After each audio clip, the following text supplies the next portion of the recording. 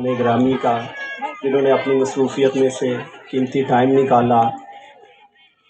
अनवर बड़ाई साहब हमारे चीफ गेस्ट, उनके बाद प्रिंसिपल अपेक्स कॉलेज कामों की, खाकान साहब डायरेक्टर लंदन स्कूल, जहांगीर साहब हेल्थ ऑफिसर, और औरंगजेब साहब, और इसके अलावा बाकी तमाम असातिज़ा इकराम और पेरेंट्स, तालिब इल्म, आप सबका बहुत शुक्रिया कि आपने हमारे इस इवेंट में पार्टिसिपेशन करके इस इवेंट को खूबसूरत बनाया। चंद बातें आपसे शेयर करना चाहूँगा, क्योंकि आज जो पेरेंट्स हैं वो भी बड़े खुश हैं, तो बच्चों के हवाले से चंद बातें शेयर करना चाहूँगा। हमारे स्कूल का जो स्लोगन है, अगर हम इसको देखें, इसको पढ़ें, तो सिंपल से 3 वर्ड्स हैं, ग्रो विद नॉलेज। लेकिन अगर हम इसकी एक्सप्लेनेशन में जाएं तो एक समंदर है कि ग्रो मीन परवरिश पाना, नशोनुमा पाना नॉलेज के साथ। अगर कोई बंदा नॉलेज हासिल नहीं करता, ग्रो फिर भी करता रहता है। अब चंद तालिब इल्म नहीं पढ़ते, वो भी परवरिश तो पाते रहते हैं, उनकी ज़िंदगी फिज़िकली मेंटली ग्रो करते जाते हैं, लेकिन नॉलेज के बगैर। कुछ पढ़ते हैं, इसी तरह जो बड़े हैं वो नॉलेज के साथ कुछ ग्रो करते हैं, कुछ नहीं करते। तो अब नॉलेज 2 किस्म का है, मेंटली और फिज़िकली। अब मेंटली और फिज़िकली नॉलेज जिनके पास होगा वही दुनिया में कामयाब होंगे। ये दोनों किस्म का नॉलेज रखना ज़रूरी है। अब मेंटली और फिज़िकली नॉलेज के लिए 2 चीज़ें बड़ी अहम हैं, बड़ी ही कॉमन हैं। दुनिया में जितने लोग भी कामयाब हुए वो इन्हीं 2 क्वालिटीज़ की वजह से कामयाब हुए। अगर आप हिस्ट्री को देखें, चाहे मुसलमानों की हिस्ट्री है, चाहे नॉन मुस्लिम्स की हिस्ट्री है, दुनिया में जहाँ जहाँ कोई भी कामयाब हुआ वो इन 2 क्वालिटीज़ की वजह से हुआ। जिन्होंने भी मेहनत की है और कामयाबी हासिल की है, वो चंद ये सिर्फ 2 क्वालिटीज़ हैं। वैसे तो करैक्टर के लिए और भी बहुत सारी क्वालिटीज़ हैं, लेकिन 2 क्वालिटीज़ बहुत अहम हैं जो आज मैं आपसे शेयर करना चाहूँगा इस अहम मौका पर। वो कौन सी 2 क्वालिटीज़ हो सकती हैं, मेरा आप सबसे क्वेश्चन है। क्योंकि वो 2 क्वालिटीज़ ऐसी, उनकी अहमियत कुछ और मैं आपको बता देता हूँ। वो अल्लाह ताला की भी खूबियाँ हैं। खुदा ताला ने जब कायनात बनाई थी, उन्हीं 2 क्वालिटीज़ को बेस बना के बनाई थी। हर अजीम इंसान में वो 2 क्वालिटीज़ लाज़िमन होनी चाहिए अगर वो कामयाब होता है। वो कौन सी 2 क्वालिटीज़ हो सकती हैं, आप सब सोचें क्या हो सकती हैं। क्योंकि वो दोनों खूबियाँ रसूलुल्लाह सल्लल्लाहु अलैहि वसल्लम में भी थी, अल्लाह ताला के 1,24,000 पैगम्बरों में भी थी, हमारे 4 खुलफाए राशिदीन में भी थी, हमारे इमाम उनमें भी थी। जितने भी हैं सब में वो 2 क्वालिटीज़ थी। उनके बगैर कोई कामयाब नहीं हो सकता। हमें ज़रूरत है उनके बारे में सोचने की, उनके बारे में बिलीव रखने की, उनके बारे में खुद अमल करना, अपने बच्चों को भी अमल करवाना। अब आप बता नहीं रहे कि वो 2 क्वालिटीज़ कौन सी हैं, कौन सी हो सकती हैं, क्योंकि वो बड़ी अहम है। वो 2 क्वालिटीज़ बहुत ही अहम है। कुछ और भी बहुत सारी हैं, लेकिन वो 2 ज़्यादा अहम है। वो 2 क्वालिटीज़ हैं, अज़म और इस्तकामत। अज़म और इस्तकामत के बगैर कोई बंदा भी कामयाब नहीं हो सकता। अज़म मीन कि जब आप किसी काम को करने का इरादा कर लें, और इस्तकामत मीन कि बार बार फिर उसको करते जाएं, बग़ैर नागे के करें। अल्लाह ताला ने जब कायनात को बनाने का अज़म किया तो उन्होंने कुन कहा और कायनात बना दी, और उसके बाद पूरी कायनात अज़म और इस्तकामत की बेस पे चल रही है। इस्तकामत है कि बार बार डेली एक काम को किया जाए, बग़ैर नागे के किया जाए। आप कुछ भी करना चाहते हैं, अगर ये 2 क्वालिटीज़ आप में हो, आप कामयाब हो जाएंगे।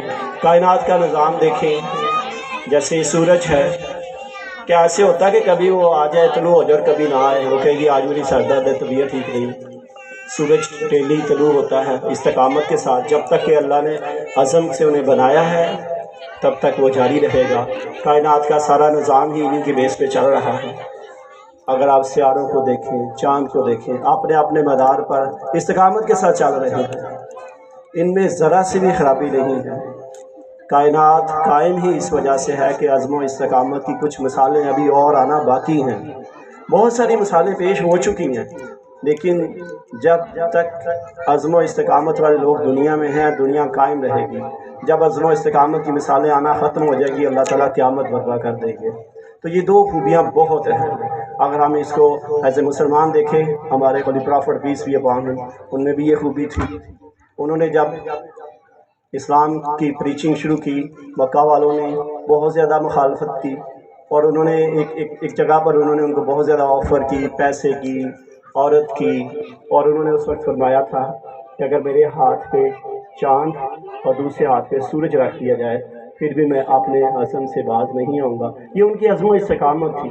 استقامت کی مثال پھر آگے چلتے آپ اگر سیرت النبی پڑھیں تو آپ دیکھ سکتے ہیں کہ طائف کے علاقہ میں ان پر پتھر پھینکے گئے، استقامت کے ساتھ وہ ڈٹے رہے اور انہوں نے پوری دنیا میں اسلام پھیلا دیا۔ اگر ہم اس کو چھوٹے سے اور چھوٹے لیول پر دیکھیں، پاکستان کی اگزامپل لے لیں، قائد اعظم نے بڑی ایفرٹ کی، عزم و استقامت کے ساتھ لگے رہے۔ انہوں نے عزم کیا جی قائد اعظم نے کہ پاکستان کو بنانا ہے، انہوں نے اپنا عزم چینج کیا، اپنی استقامت کو چھوڑا نہیں چھوڑا، اس لیے تو آج ہم پاکستان میں بیٹھے ہوئے۔ اگر آپ لوگ ہم زندگی میں زندہ فریڈم کے ساتھ سانس لے رہے ہیں تو یہ قائد اعظم کی عزم و استقامت کا نتیجہ ہے۔ اگر پوری دنیا کے جتنے بھی عظیم لوگ ہیں، ہم اسلام کو، رسول اللہ صلی اللہ علیہ وسلم نے عزم و استقامت دکھا کے اسلام کو ہمیں تعارف کرایا، اس کے بعد اس کو عروج پہ کس نے پہنچایا؟ امام حسین علیہ السلام نے۔ امام حسین علیہ السلام کی اسٹڈی کریں اگر تو وہ بھی عزم و استقامت سے، کیا درائے فرات کے کنارے عزم کی جو سر تن سے جدا ہو گیا اور استقامت نیزی کی انی پر قرآن کی تلاوت کر رہی تھی۔ وہ عزم و استقامت کی ایسی مثال ہے، دنیا میں کوئی مات نہیں کر سکا، نہ آنے والی دنیا تک کر سکے گا۔ ایون کہ آپ جانوروں میں بھی اگر عزم و استقامت آ جائے، اللہ تعالیٰ ان کو بھی ایک ہسٹری بنا دیتے ہیں۔ یہاں ایک چھوٹا سا واقعہ مجھے یاد آ رہا ہے، میں لٹریچر میں، چونکہ میں لٹریچر کا طالب علم ہوں، تو میں نے ایک واقعہ پڑھا تھا۔ انگلینڈ میں لندن شہر کا ایک گاؤں تھا، وہاں ایک آدمی رہتا تھا اور وہ گورنمنٹ جاب کرتا تھا۔ جیسے ہمارے پاکستان میں یہ باؤ ٹرین چلتی ہے، وہاں بھی ایک ٹرین چلتی تھی، تو وہ اپنے گاؤں سے صبح 8 بجے ٹرین پہ سوار ہو کے کام پہ جاتا تھا اور ٹرین پہ سوار ہو کے 4 بجے واپس آ جاتا تھا۔ اس کا ایک پیٹ اینیمل تھا، ڈاگ تھا، اس کا نام تھا گاتو، اس کتے کا نام۔ اس کا بڑا وفادار تھا، ہر وقت اپنے مالک کے ساتھ رہتا تھا، مالک سے بہت پیار کرتا تھا۔ جیسے اس کا مالک صبح جاب پہ جانے لگتا، وہ کتا اسے سی آف کہنے آتا ریلوے اسٹیشن پہ، اس کے ساتھ اس کے آگے آگے دم ہلاتا ہوا چلتا، اور جیسے اس کا مالک ٹرین پہ بیٹھ جاتا، اس کا مالک اسے بائے بائے کرتا، ٹرین چل پڑتی، کتا واپس چلا جاتا۔ شام کو 4 بجے وہ واپس آتا تھا۔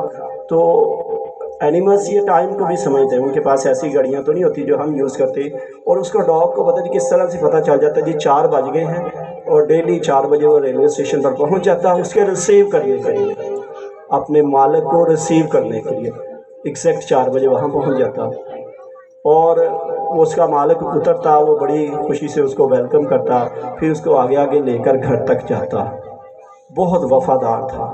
اب وہ جو تھا، وہ ڈاگ جو تھا، وہاں جتنے بھی مسافر تھے زیادہ تر واقفکار ہو گئے اس مالک سے، جو سے آپ کا کتا بڑا وفادار ہے اور بڑا سمجھدار بھی ہے، کہ جیسے ہی آپ جاتے ہیں یہ خود واپس چلا جاتا ہے صبح 8 بجے، اور 4 بجے آپ کو لینے آ جاتا ہے، اور کبھی وہ بیمار بھی ہو سکتا ہے، کتا بیمار بھی تو ہوا ہوگا نا جیسے ہم ہو جاتے ہیں، لیکن وہ کچھ بھی ہو جاتا، بارش، طوفان، آندھی، کچھ بھی ہوتا، وہ اسے ریسیو کرنے ضرور آتا۔ لوگ بڑے حیران تھے کہ ڈیلی کچھ بھی ہو جائے وہ ناغہ نہیں کرتا، ڈیلی آتا ہے۔ ایک دن ایسے ہوا کہ وہ جو مالک تھا وہ جاب کر رہا تھا اپنے آفس میں، تو اس کو وہاں ہارٹ اٹیک ہوا، اس کی ڈیتھ ہو گئی۔ جیسے اس کی ڈیتھ ہوئی تو اس کو ایمبولینس کے ذریعے اس کے ڈیڈ باڈی کو کوئی 4 ساڑھے 4 بجے گھر بھیج دیا جائے۔ اب ادھر سے کتا ریسیو کرنے آ گیا ہوا اسٹیشن پر 4 بجے، اور لیکن اس کی ڈیڈ باڈی ایمبولینس کے ذریعے گھر بھیج دی گئی۔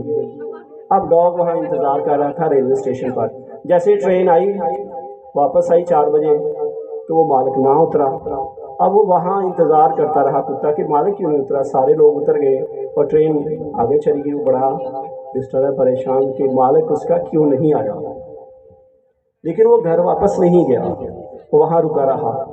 ایون رات ہو گئی، اگلا دن آ گیا، وہ وہاں سے نہ ہلے۔ لوگوں کو پتہ چل گیا یہ وہی ڈاگ ہے اور واپس نہیں جا رہا، چونکہ اسے اپنے مالک کا انتظار ہے، لیکن اس کے مالک کی ڈیتھ ہو چکی ہوئی تھی۔ اب وہ جو لوگ تھے وہ بھی انس رکھتے تھے ڈاگ سے، اسے کھانے پینے کی چیزیں دے وہ نہ کھائے، اور انتظار کر کر کے 6-7 دن کے بعد بھوک پیاس کی وجہ سے اس کی ڈیتھ ہو گئی اس کتے کی، اور اس ریلوے اسٹیشن کا نام گاتو رکھ دیا گیا اس ڈاگ کی استقامت کی وجہ سے، آج بھی وہ موجود ہے۔ تو یہ بہت ساری اگزامپل ہیں، اگر ہم ان کو ڈیٹیل میں جائیں تو آپ لوگوں کا زیادہ ٹائم قیمتی نہیں دوں گا، بس مختصر سی بات ہی کرنی تھی کہ یہ 2 قیمتی کوالٹیز ہیں، آپ میں خود بھی ہونی چاہیے اور بچوں کو بھی بتائیں اس کے بارے میں۔ بچوں نے چونکہ بچپن میں ہم نے ان کا بلیف بنانا ہوتا ہے، ان کی سوچ بنانی ہوتی ہے، جو اہم چیزیں ہوتی ہیں انہیں ہم بتانی ہوتی ہیں۔ یہ جو چیزیں میں بتا رہا ہوں، عزم و استقامت کی بات بتا رہا ہوں، یہ میرے والد صاحب نے 2002 میں مجھے بتایا۔ میں ڈپریس تھا، پریشانی تھی، کچھ ٹریجڈی ہوئی، یہ 2 کوالٹی ہمیشہ پاس رکھنی چاہیے، ان کو پلے۔ تو میرا ایک بلیف بن گیا کہ یہ بڑی اہم ہے۔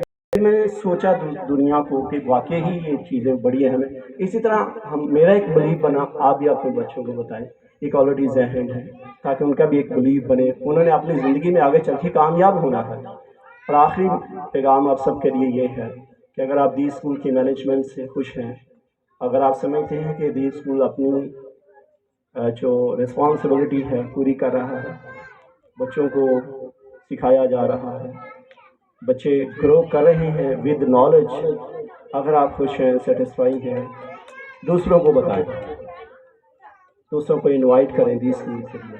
اور اگر آپ سمجھتے ہیں کہ آپ خوش نہیں ہیں، سیٹسفائی نہیں ہیں، آپ ہمیں بتائیں تاکہ ہم بہتر سے بہترین اپنے آپ کو کر سکیں۔